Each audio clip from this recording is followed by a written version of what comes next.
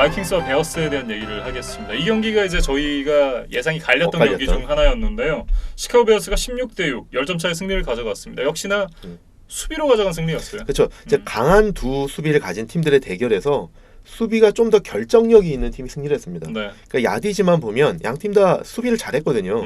미네소타는 222야드에 묶이고 시카고는 269야드에 묶였기 때문에 양 팀 수비 다 수비로서의 기본적으로 해줘야 될 역할을 했다. 네. 차이가 뭐냐면 베어스는 턴오버를 만들어낸다. 이날도 베어스는 턴오버를 2개나 만들어줘서 이거를 뭐 바이킹스 진영 깊숙이서 턴오버를 가져오기 때문에 네. 베어스가 쉽게 이제 득점할 수 있는 상황을 만들어준다. 근데 이제 그래서 저는 이제 베어스가 수비가 공격이다 이런 말씀을 자꾸 드리는데 그렇죠. 이런 거는 정말 이제 결정적인 거죠. 그러니까 턴오버를 만들어내고 공격에게 숏필드를 가져다주고 그래서 이날도 그런 게 있었는데 어쨌든 이제 그런 면에서 좀 더 앞섰다라는 거고 바이킹스 입장에서는 좀 실망스러운 게 뭐냐면 이제 우리 김민준 아나운서 계속 이제 안 좋아하시는 네. 컬크 커슨스 안 좋아하진 않아요. 이게 정확하게 말씀을 드리면 안 좋아하는 게 아니라 굉장히 냉정한 평가.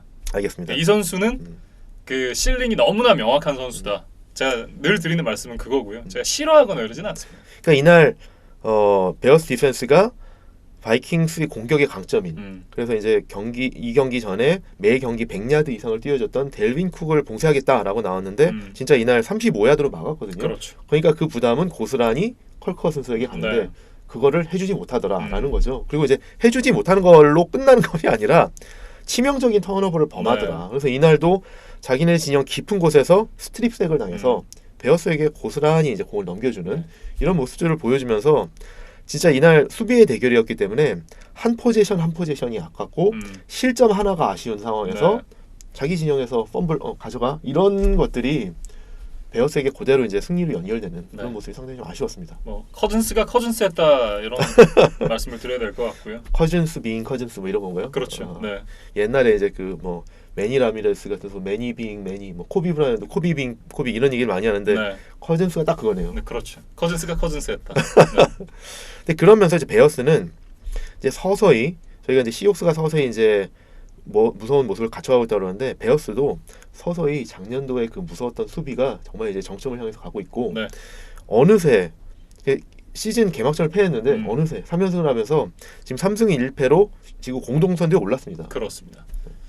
네, 한 가지 좀 봐야 될 부분이 이제 미첼 트루비스키 선수의 부상인데요. 어깨 부상인데 일단 수술은 안 한다 그래요. 그렇죠. 이날 이제 다행인 거는 이제 non throwing shoulder, 그러니까 왼쪽 이제 던지는 숄더가 아니라 이제 왼쪽 숄더 부상이라 이제 다행인데 뭐 일단은 좀 그 경과를 좀 봐야 될 것 같은데 네. 다행인 거는 말씀하신 것처럼 큰 부상은 아닌 것 같고 중요한 거는 이제 뭐 몇 경기 못 나오냐 이런 문제가 될 텐데 일단 다음 경기는 아마 못 나올 것 같다라는 뭐 예상입니다. 아마 근데 트루비스키 선수가 시즌 초반에 어떤 폼을 생각을 한다면 이 선수가 빨리 돌아오든 늦게 돌아오든 사실 경기력에 큰 차이가 있을까라는 그런 의문은 들기는 해요.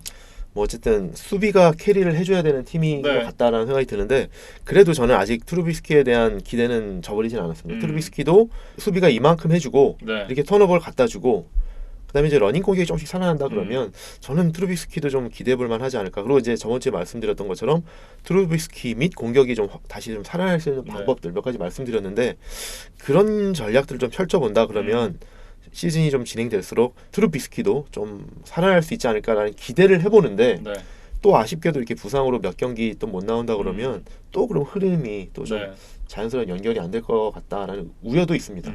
저는 사실 이게 조금씩 보면서 사실 수비에서 이 정도로 이제 뭐 턴오버 만들어내고 러싱으로 이제 조금씩 공격을 하고 그러면 트루비스키 아니라 지금 리그에서 뛰고 있는 어떤 누구나? 쿼터백을 갖다 놔도 그 정도의 성적을 만들어낼 수 있다라는 생각이 들거든요. 자시 로젠도 가능하지 않을까요? 저는 사실 키넘이랑 이제 이 커즌스를 제외하면 사실 뭐 어떤 선수를 갖다 놔도 민슈?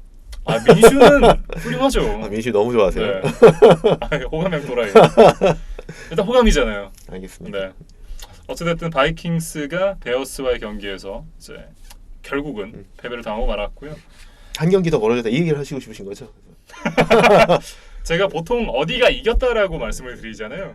알겠습니다. 미네소타가 패배했다라고 말씀을 드리는 네. 다 이유가 있습니다. 알겠습니다. 또 다음 경기를 또 그러네요. 네. 잭슨빌 제기어스 덴버 브론코스의 얘기인데요. 민슈 매직. 네. 대단합니다. 매직 그 자체. 저는 이 경기를 사실 이제 덴버의 승리를 예측했었거든요. 네. 그래서 이제 또 한 경기가 벌어졌는데 제가 이제 이 앞서서 얘기했던 미네소타를 보면서 제가 이제 그 전에 계속 뭐라고 말씀을 드렸냐면 컬 커슨스가 게임 매니저 역할만 해줘도 경기를 망치지 않고 그러면 이제 러싱 공격이 좋고 수비가 좋기 때문에 팀이 해볼 만한 전력이다라고 말씀을 드렸는데 이날 잭슨빌과 덴버의 후반전에서 네. 잭슨빌이 딱 그런 모습이었거든요. 그러니까 전반에 좀 뒤졌었죠. 17대 6으로 11점을 뒤졌었는데 후반에는 브론코스를 막판 1분여 남기고 점수 하나 허용하기 전까지는 완전히 봉쇄를 했었거든요. 그러니까 수비에서 강한 모습을 보여줬고 그 다음에 제가 이제 항상 실망스럽다. 더 좋은 활약을 펼쳐야 된다라고 하는 레너드 포넷이 이날 225야드를 달렸거든요. 슈퍼 캐리. 그래서 이제 드디어 이제 그런 모습을 보여줬고 민슈도 뭐 지금 초반 계속 실수 없이 네. 게임 매니저 역할을 훌륭히 해주면서 잭슨빌이 또 역전승을 했죠. 그리고 그 과정에서 찍었던 매드무비가 미쳤어요, 진짜. 알겠습니다. 보셨죠? 네. 태클 다 피하고 벗겨내고 패스 터치다운. 와우. 민슈가 지금 계속 이제 좀 주가가 올라가고 있는데 그래도 이제 기록상으로 보면 아직은 좀 평범하긴 합니다. 네. 그러니까 뭔가 A급 쿼터백은 사실 아닌데, 네.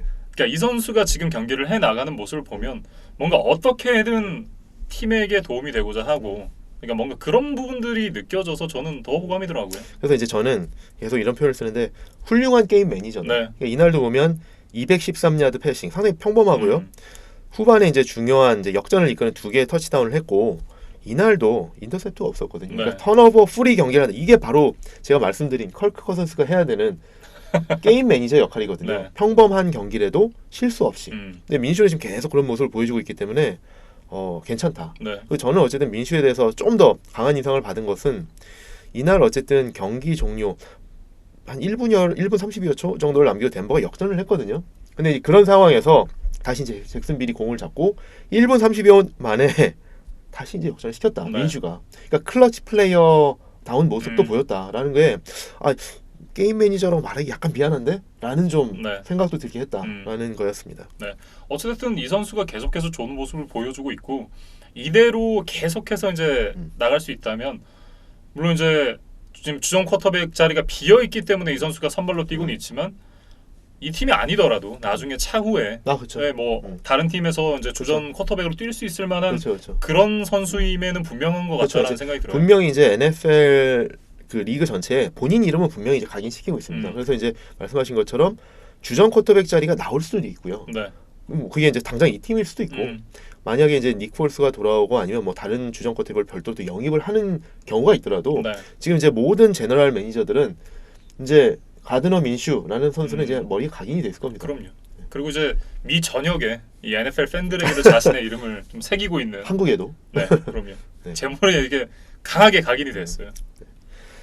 이제 마지막으로 이제 브론코스 얘기 조금만 해보면 제가 이제 이 경기 전에 이제 계속 제가 이제 이날 브론코스의 승리를 예측했던 거는 브론코스는 포텐이 안 터지기에는 포텐이 강한 팀이다. 그리고 터질 때가 됐다 이렇게 말씀을 드렸는데 이날 드디어 사실 조금 터지긴 했어요.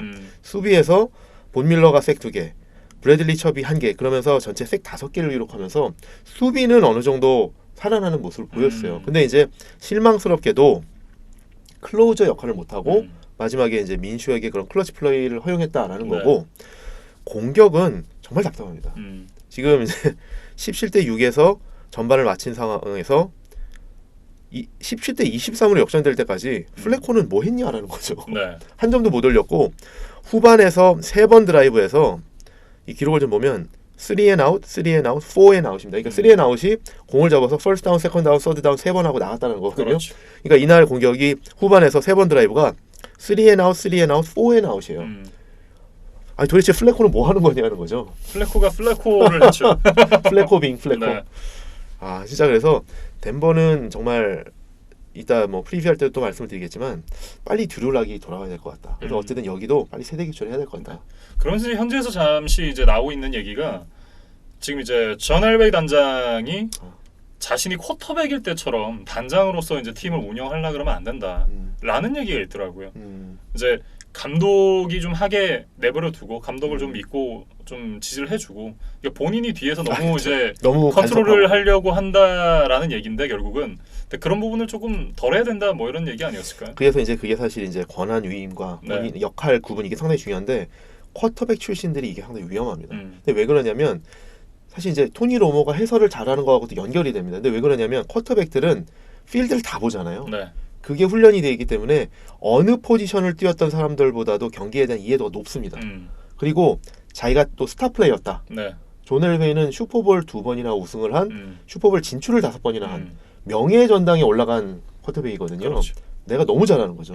그리고 또 더군다나 존 엘웨이는 단장만이 아니라 뭐 이제 뭐 작은 리그지만 아리나 풋볼에서 구단주까지도 했었기 때문에 경기를 너무 잘하는 거죠. 그렇기 때문에 뭐 지금 뭐 감독만이 아니라 제너럴 매니저 그다음에 선수까지도 보면서 다 훈수를 주는 거죠.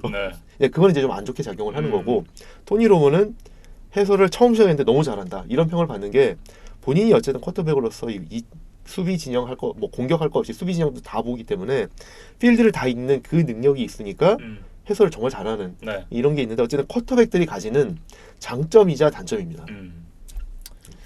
어쨌든 이제 잭슨빌 제규어스가 승리를 가져갔고요.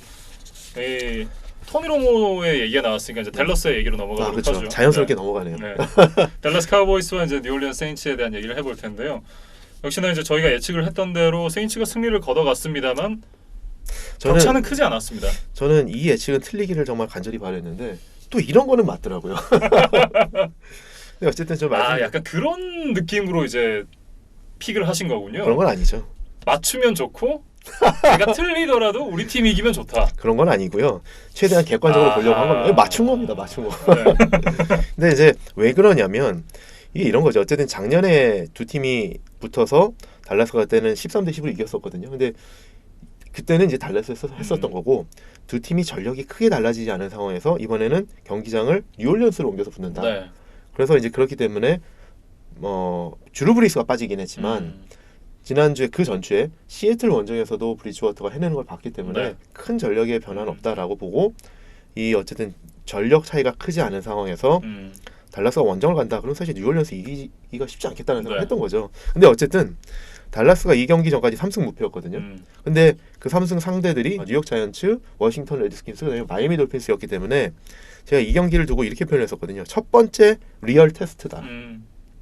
그리고 아쉽게 이날 브리스가 안 나왔지만 브리지워터도 시애틀 경기를 보니까 만만치 않은 것 같다. 그러니까 물론 브리지워터가 만만치 않은 것보다도 페이튼이 잘 활용한다. 그래서 이 팀이 정말 만만치 않은 팀이다라는 건데 이날도 어쨌든 정말 만만치 않았어요. 그리고 이제 말씀하신 것처럼 12대 10으로 아슬아슬한 승부가 펼쳐졌는데 정말 이 경기에서는 양팀 수비가 정말 대단하다라는 걸 봤습니다. 그러니까 달라스도 지긴 했지만 뉴올리언스 공격을 홈에서 12점으로 막았다는 건 저는 거기서 상당히 좀 기분이 좋았고요. 그리고 양팀 모두 어쨌든 보면 공격이 되게 부진하고 턴오버도 많고 뭐 제대로 된 공격이 거의 없었어요. 그리고 이제 세인츠 같은 경우에는 이기긴 했지만 필드골만 4개였다. 터치다운이 하나도 없었다라는 게 달라스 수비가 정말 잘했다라고 저는 칭찬해주고 싶고요.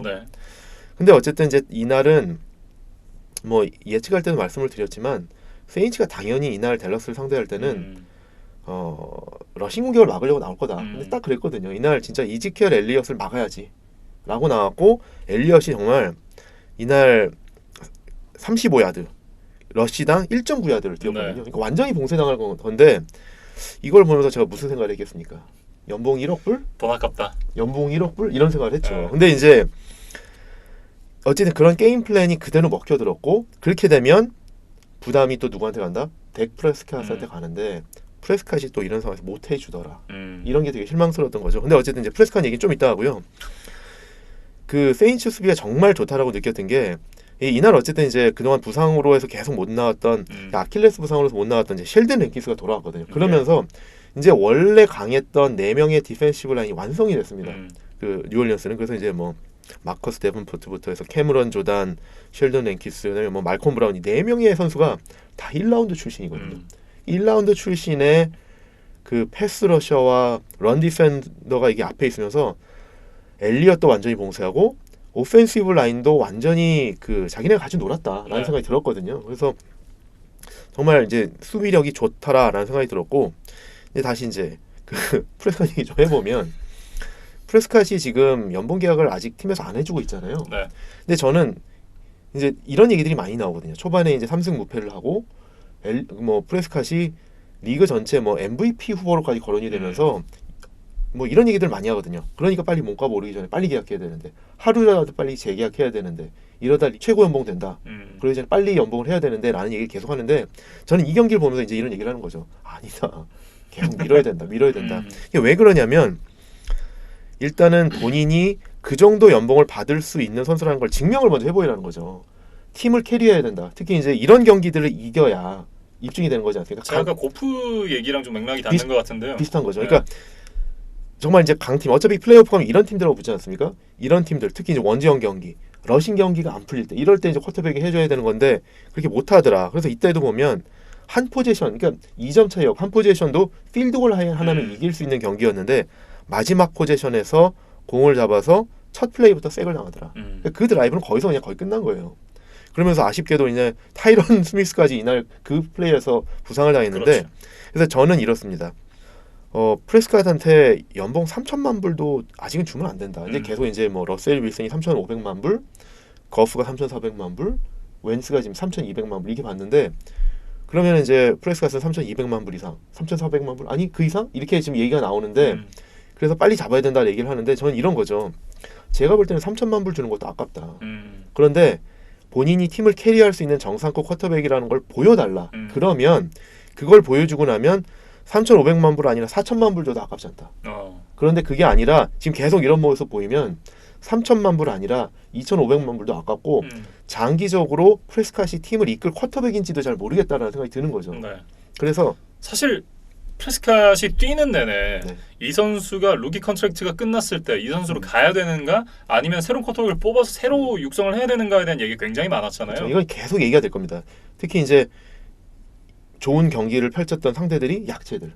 근데 이제 모처럼 좋은 상대방을 만났는데 이런 경기. 그럼 이게 정말 이게 비교가 되는 거죠. 네. 그래서 저는 이제 이런 생각이 드는 거죠. 이제 연봉 계약 이렇게 말씀드리면서 이제 좀 비교해서 말씀드리자 그러면, 좋은 상품, 최고의 상품이라고 그러면 웃돈을 주고 사도 아깝지 않습니다. 네. 그런데 하자가 있는 제품은 싸게 사도 아깝습니다. 그렇기 때문에 하자가 있는 제품이라고 말하는 건 좀 너무 비하일 수도 네. 있지만, 거기에 좀 비교를 해보자라는 거죠. 약점이 있는 선수. 그렇죠. 그래서 그런 거는 저는, 그래서 지금 제 생각은 프레스컷은 지금 한두 경기 보고 뭐 서둘러서 연봉 더 오를까 봐 계약할 게 아니라, 시즌 끝까지 보자. 이번 시즌 끝날 때까지 재계약하지 말자. 네. 그러면서 진짜 우승을 하고 이 정도 되면 진짜 최고 연봉 기꺼이 주자. 근데 그게 아니다. 뭐 이런 모습 계속 보인다. 그러면 진지하게 생각해보자. 네. 라는 거죠. 왜냐면 댈러스 카우보이스의 오라인이 거의 리그에서 손꼽히는 오라인 중 하나잖아요. 정상급이죠. 네. 그런데도 이 정도의 성적이라면 사실 좀 고민을 그렇죠. 해봐야 되는 부분이 맞긴 해요. 그렇죠. 네. 그래서 저는 뭐 과감히 프레스컷에 대해서는 이렇게 생각을 합니다. 네. 이렇게 댈러스 잘할, 카우보이스 잘할 이진만 해설위원의 이 댈러스에 대한 얘기를 들어봤고요. 마지막으로 이제 세인츠에 대해서만 하나님 말씀드리면, 드루 브리스가 빠졌을 때 그때 이제 램스한테 패하면서 다음 상대가 시애틀, 그 다음 상대는 달라스 이러면서 올 시즌 뉴올리언스 시즌 날아가나라는 얘기를 하는 사람들도 있었거든요. 네. 근데 그걸 다 이겼거든요. 3승 1패가 되면서 지금 조 1위고, 지금 지구 다른 팀들의 상황을 보면 캐롤라이나는 지금 캠 뉴턴 빠져 있죠. 네. 애틀란타 지금 헤매고 있죠. 템파베이는 그냥 템파베이죠. 네. 이러니까 지금 뉴올리언스가 드류 브리스가 돌아올 때까지 사실 버텨주기만 해도 된다라고 했는데, 지금 조 1위로 상당히 상황이 지금 좋습니다. 예. 거기다가 이제 드류 브리스가 돌아온다, 휴식까지 취하고 온다. 그러면 정말 뉴올리언스 정말 무시무시한 팀일 것 같다라는 생각을 해봅니다. 의외로 지금 반타작만 해줘도 거의 한 퍼스트 라운드 바이를 얻을 수 있을지도 모르겠다라는 생각이 들더라고요. 나머지 팀들이 이제 뭐 선두권 경쟁하는 팀들이 어떠냐에 따라서 네. 다른 지구에. 근데 이제 뭐 필라델피아, LA 램스, 지금 다 헤매고 있잖아요. 근데 뭐 달라스도 이날 보면 사실 모르겠고요. 네. 그래서 이런 뭐, 그리고 그린베이도 사실 이제 초반에 강한 수비로 보였지만 또 이번 주에 보여준 모습은 약간 또 좀 그렇고, 시카고도 공격이 안 풀리고 있고. 그러니까 이런 모습을 보면 지금 뉴올리언스가 딱히 누구보다 못하다라는 생각을 할 건 아닌 것 같아요. 네. 그러면서 현재 누구였더라? 지금 어떤 팀이 와도 NFC의 어떤 팀이 와도 AFC의 탑3 팀을 이길 수가 없다. 근데 탑3 팀이라고 하면 하나는 뉴잉글랜드, 하나는 캔자스시티 칩스, 근데 나머지 하나가 어딘지를 모르겠어요. 그렇죠. 뭐 저는 그래서 그 의견에는 사실 좀 동의하기는 좀 어렵고요. 네. 저는 사실 올해 말도 안 되는 얘기라고 생각을 합니다. 이제 뭐 누가 슈퍼볼에 올라갈지 모르겠지만 지금 객관적으로 봤을 때 뉴잉글랜드와 캔자스시티가 강한 건 맞는데 뉴올리언스든 필라델피아든 LA 램스든 나중에 슈퍼볼 올라갈 때 되면 정말 전력이 서로 이제 상대하면서 극대치로 해서 올라갈 거기 때문에 뉴잉글랜드나 캔자스시티나 누가 올라가도 쉽게 상대하지는 못할 거다라는 생각을 합니다. 네. 뭐 어쨌든 다시 돌아와서 이제 신시내티 벵갈스와 피츠버그 스틸러스에 대한 얘기로 이어가겠는데요. 27대 3 스틸러스가 대승을 거뒀습니다. 네. 메이슨 루돌프가 지난 경기와는 완전히 다른 모습을 보여줬어요. 그렇죠. 그래서 저는 이 경기를 이렇게 좀 표현해보고 싶은데요. NFL 안 보시던 분이 지금 피츠버그가 어떤 팀인지 어떤 상태인지 전력 누수가 어떻게 있었고 선수가 누가 빠져 있고 이런 걸 모르는 상황에서 선수들 이름과 번호를 가리고 이 경기를 봤다 그러면 피츠버그 맞네 라고 생각하셨을 것 같습니다. 왜냐하면 쉽게 이기기도 했지만 이날 경기가 딱 피츠버그 경기거든요. 그게 무슨 말이냐면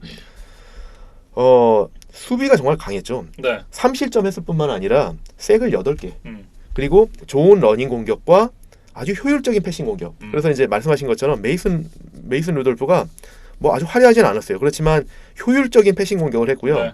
이날 러닝 공격 보면은 레이비언 벨 아니야? 라고 생각을 할 정도로 제임스 코너가 듀얼 스렛 러닝백 역할을 해줬거든요. 그래서 진짜 뭐 러닝만이 아니라 러닝으로 42야드, 그다음에 리시빙으로 패스를 8개나 받아서 83야드에 터치다운 하나. 그러니까 그래서 제가 이제 이름 가리고 번호 가리고 하면 이거 레이비언 벨 아니야? 라고 생각했을 수 있었을 것 같고, 또 하나는 재밌는 게 이날에서 재밌었던 거는 이날 피츠버그가 와일드캣 공격을 썼어요. 네, 많이 썼어요. 그것도. 많이 썼어요. 근데 이게 뭐냐면 약간 이제 좀 피츠버그를 오래 보신 분들 보면 예전에 피츠버그가 시애틀을 상대로 슈퍼볼 40을 우승을 할 때 이 와일드캣을 상당히 많이 썼었거든요. 그때 이제 쿼터백 중에 앤투안 랜덜 엘이라는 쿼터백을 쿼터백이자 뭐 리시버자, 러닝백이자 이렇게 다양한 포지션을 쓰면서 와일드캣 공격을 많이 했었거든요. 테이슨 힐 같네요. 그렇죠. 네. 그렇죠. 근데 이제 그 앤투안 랜덜 엘은 조금 더 이제 작고 빠른 선수였고 지금 테이슨 힐은 사실 이제 좀 큰 선수고. 크잖아요. 네. 네. 근데 어쨌든 앤투안 랜덜 엘 같은 그런 어떤 와일드캣 공격을 이날 많이 썼다. 그래서 이거를 보면 지금 과거와 현재 피츠버그의 강한 모습들만 섞어놓은 것 같은 모습을 보여줬거든요. 네. 그래서 진짜 뭐 다 가리고 보면 이거 피츠버그 스타일의 경기인데 피츠버그 맞네 라고 했었을 것 같다 라고 좀 말씀을 드려보는 겁니다. 네. 그리고 이제 메이슨 루돌프가 제가 이 경기를 보면서 생각했던 부분은 그 항상 이제 이진만 해설위원이 얘기하는 이제 게임 매니저, 그러니까 게임 매니저형 쿼터백의 완성본이 아니었나 이 경기만 놓고 봤을 때. 네. 정말 이 코너랑 세뮤얼스로 러싱 비중 높이고 최대한 딥볼 자제해가지고 짧은 패스 뿌리고 그러면서 이제 성공률 높이면서 와일드캣으로 변칙 작전 가져가고 그러면서 정말 이 게임을 매니징한다라는 느낌을 저는 경기를 보는 내내 받았거든요. 그렇죠. 러닝 게임이 풀리니까 사실 쿼터백이 부담이 덜 가는 거죠. 그러니까 이렇게 돼야지 게임 매니저도 본인 역할을 할 수 있는데 아까 말씀드린 것처럼 델빈 쿡이 막히면 커즌스 어려워지고 이런 거죠. 근데 이제 어쨌든 전반적으로 이게 그래서 유기적으로 풋볼이라는 건 유기적으로 움직이기 때문에 어떤 하나가 막히면 뭐 다른 것도 좀 자연스럽게 막히게 되는 그런 좀 악순환이 나타납니다. 예. 그리고 이제 이 벵갈스 얘기를 좀 해보면 역시나 앤디 달튼은 제가 지난번에 2020 쿼터백이라는 이제 말씀을 드렸었는데 그 모습을 그대로 보여줬습니다. 자기 진영 20야드부터 상대 진영 레드존 앞까지는 완벽한 이 플레이를 보여주다가 레드존에 딱 들어가는 순간 갑자기 다른 사람이 되는. 그렇죠. 그리고 어쨌든 벵갈스도 공격이 정말 전반적으로 다 안 풀리고 오펜시브 라인도 좀 안 좋아서 이날도 색을 아까 8개나 당했다고 말씀드렸는데 지금 앤디 달턴이 색 19개. 그래서 카일러 머리에 이어서 지금 2위입니다. 그리고 말씀하신 것처럼 저는 이제 앤디 달턴에 보면서 이날 좀 실망스러웠던 거는 경기가 잘 안 풀리잖아요. 그러면 사실 이제 앤디 달턴이 혼자 팀을 캐리하지는 못하더라도 그래도 좀 베테랑 쿼터백 다운 모습을 좀 보였으면 좋겠는데 이날도 보면 레드존에서 턴오버를 2개나 하더라. 하나는 인터셉트 엔드존에 인터셉트 당하고 또 하나는 스트립색을 당하고. 근데 지금 진짜 말씀하신 것처럼 2020라는 게 레드존에 가서 어떻게 하느냐가 사실 이제 점수가 결정이 나는 건데 레드존에서 턴오버 2개 그러면 사실 득점을 못 한다는 얘기거든요. 예. 근데 베테랑 쿼터백이 이런 실수를 한다라고 하면 사실 팀 전반적으로 상당히 좀 경기가 어려워지죠. 그렇습니다. 그러면서 이제 이 경기 외적으로 이제 물론 경기의 일부분이긴 하지만 이 플레이 콜링이 네. 굉장히 좀 인상적인 플레이 콜링이 많았거든요. 네.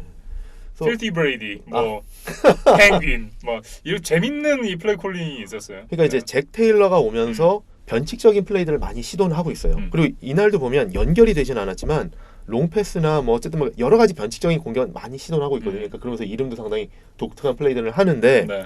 성공이 안 된다는 거죠. 네, 그렇죠. 그리고 어쨌든 아쉬운 거는 지금 이제 넘버원 리시버인 AJ 그린이 부상으로 빠져서 계속 뭐 돌아오질 못하고 있고 그다음에 이제 시즌 초에 좀 활약을 보이면서 이제 제대로 기량을 발휘하나 싶었던 존 로스도 부상당했어요. 네. 그러니까 이제 사실 자꾸 그 여러 가지 공격을 하려고 그래도 선수들이 없으니까 이걸 뭐 실행을 못 하는 거죠. 그렇습니다. 그러니까 이제 뭐 그런 것들이 결국 이제 앤디 달튼에게 더 부담으로 작용을 하는데 뭐 지금 벵걸스는 사실 좀 총체적으로 좀 난국입니다.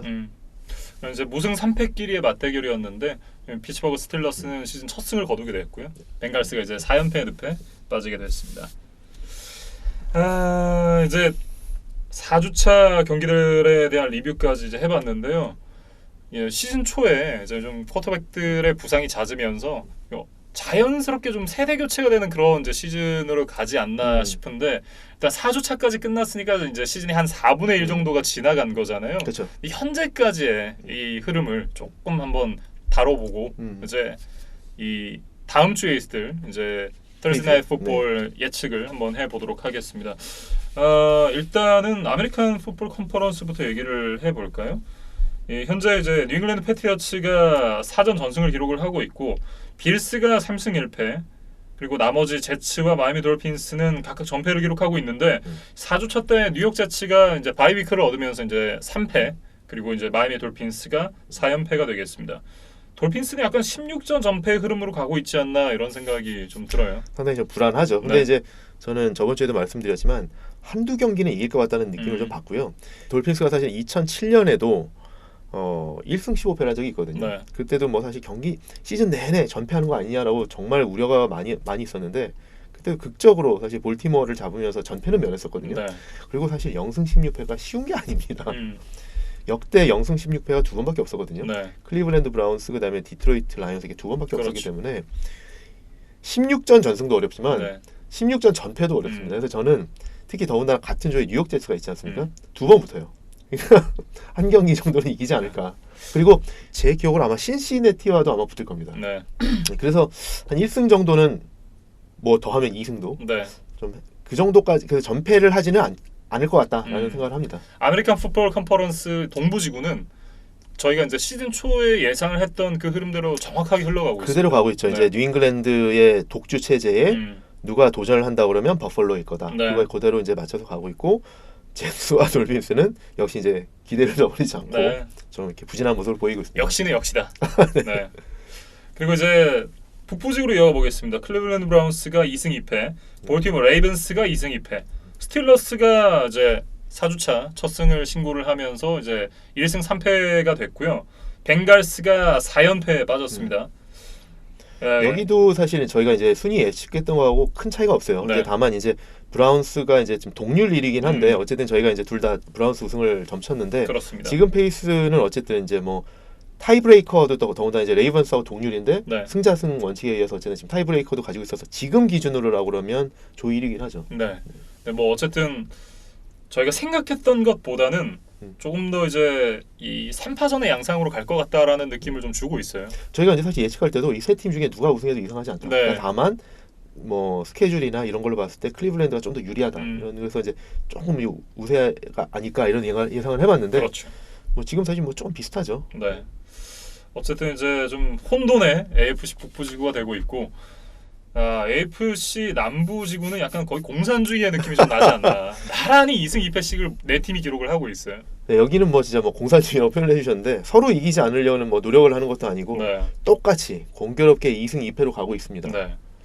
이제 뭐 어찌됐든 참 누가 이겨도 이상하지 않은 그런 좀 지구가 되어가고 있고 AFC 서부지구는 캔자스시티 칩스가 4연승을 달리면서 이제 뉴잉글랜드 패트리어츠와 이제 컨퍼런스로 왔을 때 좀 양강 체제를 구축하고 1번 있다. 시드 경쟁. 네, 이렇게 봐야 될 것 같고 의외로 선전하고 있는 팀이 바로 오클랜드가 되겠어요. 2승 2패를 기록하고 있습니다. 네, 그래서 뭐 오클랜드 그다음에 차저스가 이제 동률을 이루고 있는데 뭐 이게 시즌 초반에 2승 2패가 아주 잘한다고 말하기는 어렵지만 뭐 브론코스나 네. 이런 다른 팀보다 좋은 모습을 보이고 있기 때문에 뭐 아주 나쁘다고 할 수는 없습니다. 그렇습니다. 말씀해 주셨던 대로 이제 차저스가 2승 2패를 기록하고 있고 덴버 역시 이제 4연패에 빠져 있습니다. 그러면서 이제 4연패 팀이 3팀 그리고 이제 전패 팀이 4팀이 있는 이제 AFC가 되겠어요. 네. 그러면서 이제 아까 뭐 3강 뭐 말씀하셨는데 사실 이제 2강이죠. 사실 네. 뭐 AFC는 지금 2강 체제로 그렇습니다. 가고 있고 캔사스시티와 뉴잉글랜드 이 두 팀이 지금 이 페이스대로라고 그러면 예상했던 것처럼 아마 이제 1번 시드를 놓고 경쟁을 펼칠 텐데 네. 그 경쟁이 아마도 정규 시즌의 대결에서 상당히 좀 중요하게 작용하지 않을까 생각을 해봅니다. 어찌됐든 이제 아메리칸 풋볼 컨퍼런스의 현재 상황에 대해서 간략하게 좀 살펴봤고요. 이제 내셔널 풋볼 컨퍼런스로 넘어가 보겠습니다. 먼저 동부부터 확인을 해보면요. 댈러스와 필라델피아 이글스 그리고 뉴욕 자이언츠, 워싱턴 레드스킨스 순으로 이제 이름을 올리고 있는데 댈러스 카우보이스가 3승 1패 그리고 이글스와 자이언츠가 나란히 2승 2패씩을 기록하고는 있지만 뉴욕 자이언츠가 지금 데니얼 존스가 선발로 나왔던 두 경기에서 모두 승리를 거뒀기 때문에 2승 2패를 기록하면서 출발했지만 향후에 업사이드가 더 있다 이렇게 말씀을 드려야 될 것 같습니다. 데니얼 존스가 지금 2승을 한 상대방이 템파베이하고 워싱턴이다. 네. 그렇기 때문에 조금 어쨌든 너무 이렇게 흥분하지 말자라고 말씀드리고 싶은데 그래도 어쨌든 데뷔전 두 경기인데 상당히 잘하더라. 어쨌든 일라이보단 낫다. 고무적이다. 네. 그래서 그 뭐 일단 좀 더 볼 필요는 있을 것 같고요. 네, 역시 지구 라이벌에 대한 굉장한 견제를 하고 계시네요. 견제를 안 할 수가 없죠. 그리고 저는 사실 이제 카우보이스가 이제 또 시즌 8주차, 9주차 이때쯤 자이언츠하고 또 이제 대결을 하는데 좀 걱정이 됩니다.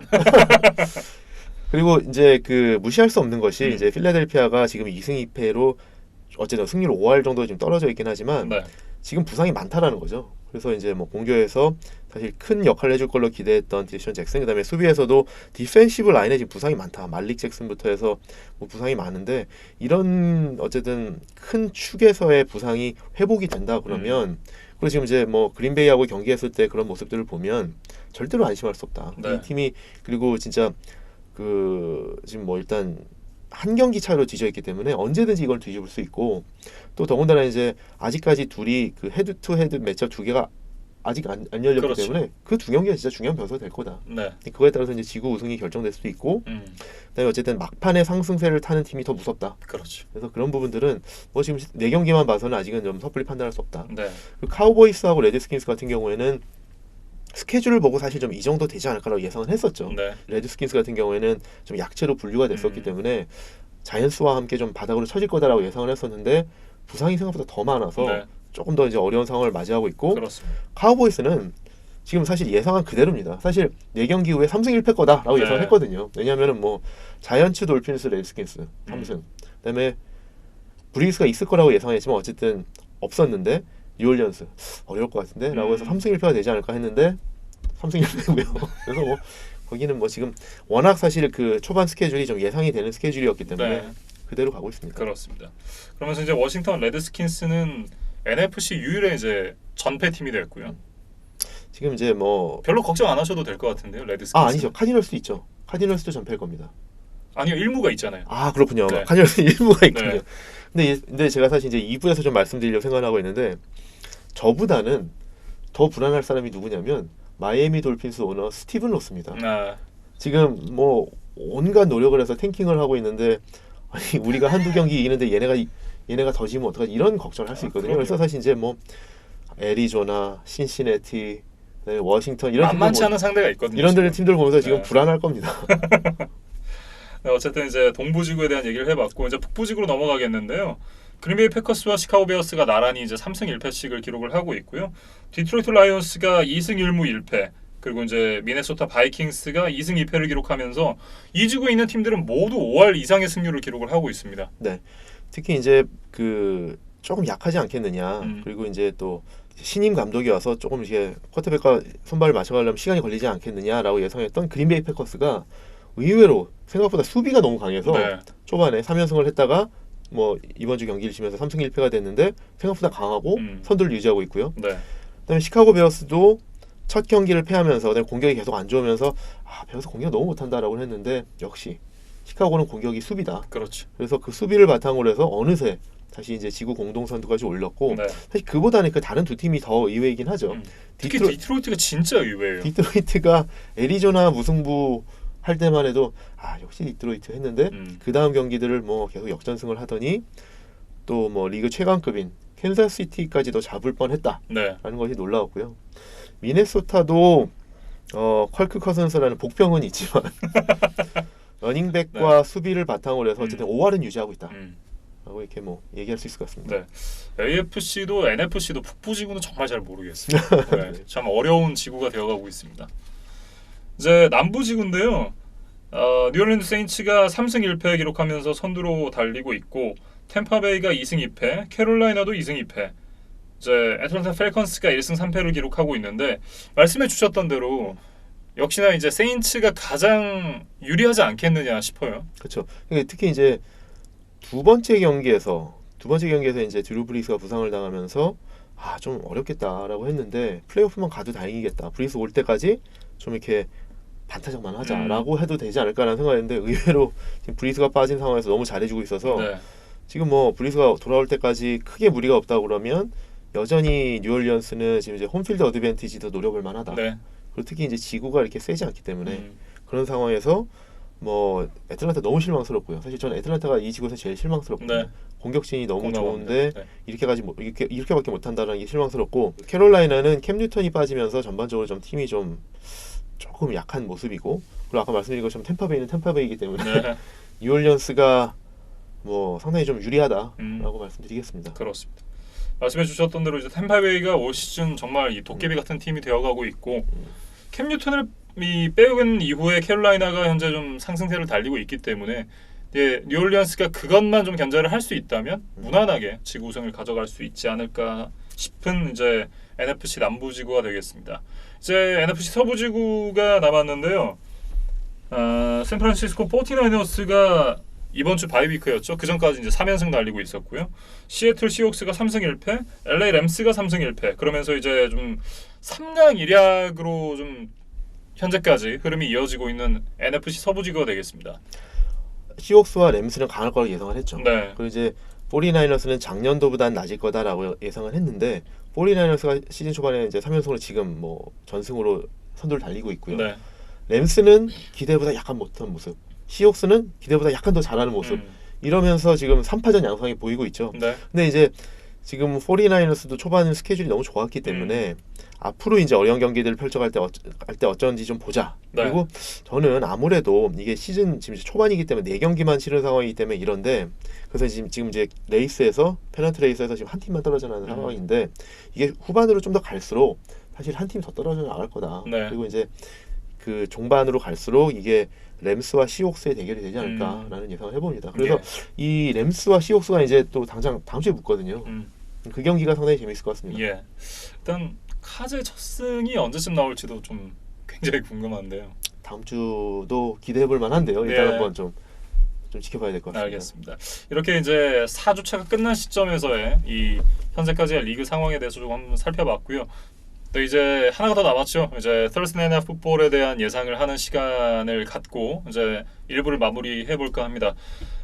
LA 램스와 이제 시애틀 시옥스 이제 붙는다라고 말씀을 해주셨는데 바로 이 경기에서 붙게 되는데요. 선수들의 휴식 시간이 없기 때문에 아무래도 좀 이 체력적인 부담이 많은 경기에서 홈팀인 시옥스가 이제 좀 유리하지 않나 싶은 생각도 들기는 하는데요. 근데 문제가 시애틀의 주전 레프트 태클인 드웨인 브라운 선수가 지금 2두근 부상을 입은 상태예요. 그러면서 이제 출장 여부에 대해서 아직까지는 알 수 없다라고 얘기를 하는데 그러면서 이제 주전 레프트 가드 마이크 유파티 선수도 시즌 이 출장이 불투명할 것이라고 좀 얘기를 하더라고요. 중요한 변수죠. 이제 특히 이제 말씀하신 이게 레프트 태클과 레프트 가드이기 때문에 이거는 이제 러셀 윌슨의 블라인드 사이드지 않습니까? 그러니까 그 패스러시가 들어오는 거를 잘 막아줘야 될 사이드인데 이쪽이 빠진다 그러면 사실 이제 윌슨 입장에서는 경기 내내 좀 불안할 수 있죠. 큰 변수가 될 수 있습니다. 그러니까 뭐 큰 부상이 아니라서 나온다고 하더라도 제 컨디션이 아님을 감안한다면 그리고 그 사이드에 에런 도널드가 있음을 감안한다면 배치를 많이 하겠죠. 네, 좀 쉽지가 않은 그런 경기가 될 것 같다라는 생각을 해봤습니다. 그렇기 때문에 이 템파베이에게 의외의 일격을 맞은 램스지만 램스가 의외로 경기를 이길 것 같다라는 생각이 좀 들기는 해요. 램스를 뽑으시는 건가요?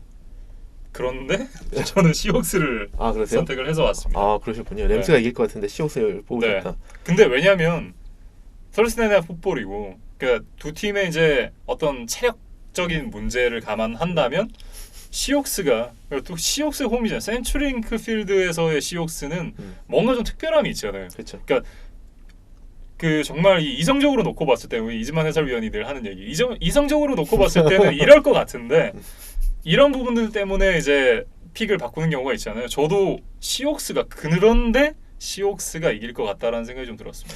네, 저도 생각을 좀 말씀드리면 일단 이 경기를 좀 이제 생각해 보면서 일단은 전 이런 생각이 먼저 들더라고요. 시옥스도 지금 이제 초반에 좀 부진하다가 페이스를 이제 올려가고 있는데 그러면서 이제 수비가 이제 재기량을 찾아가고 있다. 특히 이제 자데이비안 클라우니가 오면서 디펜시브 라인이 더 안정해지고 강화됐고 이러면서 막강해졌고 특히 이제 그러면서 이제 러시 디펜스가 상당히 좋습니다.